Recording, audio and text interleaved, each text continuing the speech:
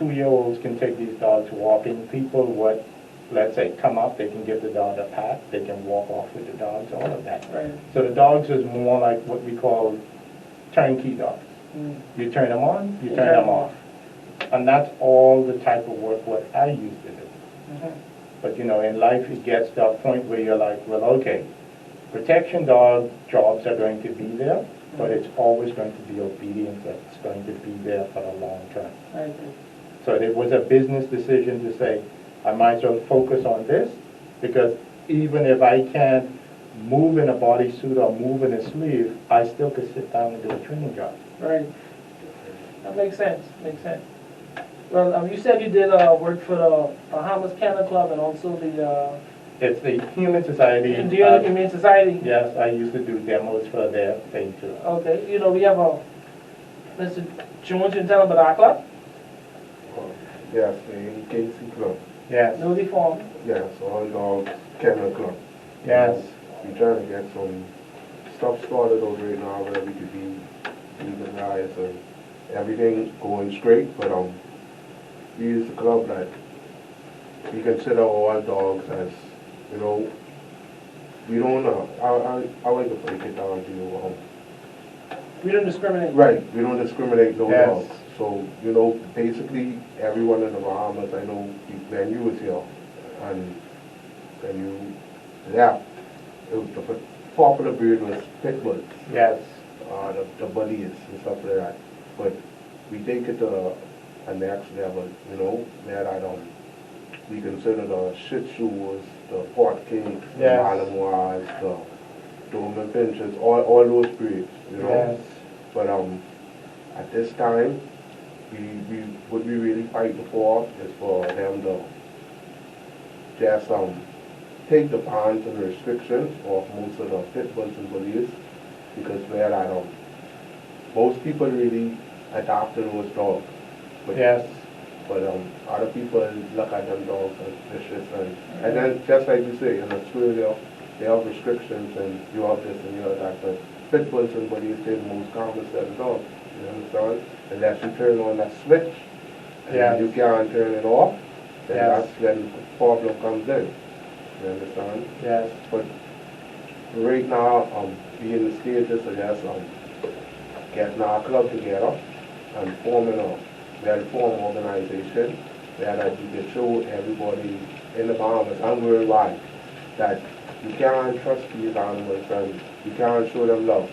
And basically, how can I break it down, you know, without trying to, and again, messing up myself, but just show love to everybody in the dog community. You understand? Try to get it like Australia, but in the Nassau level. Yeah. But you see, what Julia's saying is that we want everybody to be able to enjoy whatever type dog you want. Yes. You know what I mean? Once you could do that, and you don't have to ban this dog or ban that dog. 'Cause Right. a lot of these bullies and people think they just because of their luck. But it isn't that. Just like how you raised your child. If you raised your child to be rough or whatever, they can be a rough person growing up. Yes. You know, and as you said before, you said it once already, training and education is a way to do it. You know, so that's what we try to do. And also that we don't want to ruffle any feathers or with the powers that be. We just feel that we could show them a different view, show the public a different view, Yes. that everything will be better. You know what I mean? We could start moving forward. Because a lot of people who I know personally who have these bullies, these so-called vicious dogs, Yes. they spend like say between the $500 to $2,500 on their dogs. And they show quality dogs. They want to be able to take them out to go to shows in the state, the exposure. If you understand what I'm saying. Because a lot of them are designed, even though they're bullies, they came from show stock, right? Yeah. And they want to be able to take them to the show and come back home with their dog. Yeah. But if they take them to the show, they Yeah, can't bring them back. Bring them back. Yeah. You see, that's where the problem starts. But if we could get the Ministry of Agriculture to come in and sit down and let's sit down and just have a conversation. That's basically it. You could only, everything starts with a talk. Yes. You know what I mean? Everybody Yes. can be open and neutral And once we start from there, we could probably come to an agreement. Even if you say, well, hey, a show come in, but we can give you a permit to come in the country for X, Y, Z, and X, Y, Z is that. If you do something like that, you might lift the ban, but you will have the individual could have a permit to float in and out Yes. with their dogs, like a passport. Yes. You know, so stuff like that is what we intend to do. But as I said, it isn't just about the bullies. That's just one situation. The overall picture for us is all dogs. Right. The conditions, helping all. We have a Labradoodle. Yes. Miss Leslie Miller, I think is her name. She was a Labradoodle. That was the first time I ever saw one of those. Yeah. And then we had OJ had a Caucasian Shepherd. Yeah. When I saw it, 6 months, and that dog was like, Yes. and the dog wasn't vicious. Yes. You understand? Yeah, like the Labradoodles, that you have all of these little exotic Yeah. dogs now. Exactly. It's they shoot up very, very popular. And then, at one point, Miles was Yeah, Miles was the Miles was the- very, very popular. Were the dogs of choice. And the shepherds, we have a lot of shepherds. But the fact is, all of us come together. We used to do it like every Sunday. We haven't done it in a while because we're trying to go through the process of being legit. Yes. You know? So what we're doing now is we basically just talk on WhatsApp, and we trying to get organized to the point where we could have people coming out. As I said, when we used to come over on Sundays, we didn't know what we had to do, the criteria to keep it in the legal parameters. Legal parameters, yeah. So what we did was, we used to come out, and we had like, nine outings. Right. And this is a majority of dogs out there at that time were bullies. But we had other breeds also. We didn't have one incident. No one getting bite. Yeah. No dog fights. People walking up. People walking, children actually, what we used to have, it was Super Valley across the road, on Bull Road. Yes. They had parking boys there. Afterwards, they used to come in over there, and we signed up a couple of them to the group.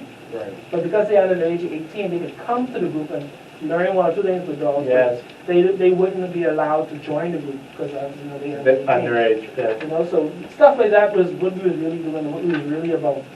And we helped a lot of people, As simple as us telling the lady how to walk a dog. She said, now, hey, you wouldn't believe how good my dog walking. She said she could walk on the dog, he ain't pulling no more. Yes. And one or two tips. She came on like maybe 3 times. Right. I don't know if you know Mr. Stubbs. Yes, Shadow Dog Stubbs. Stubbs was my business partner. Oh, a great fellow. Great fellow. Yeah. Hey, he actually came over there and he was setting us up with the foundation and everything. And boy, He amazed me. he had me on wow. Yeah. Especially when he showed me the videos of what he's doing. He have trouble dogs. Trouble dogs. You understand? Like people who ready to train their back, hey, I want to walk in like Caesar Milan. I have a question. Yeah. I just want to take you back to the previous statement that I was talking about, in relations to the dogs going off and coming back. Right. Is it a concern of Ministry of Agriculture that they can't identify the dogs when they go and come back? Is that the issue?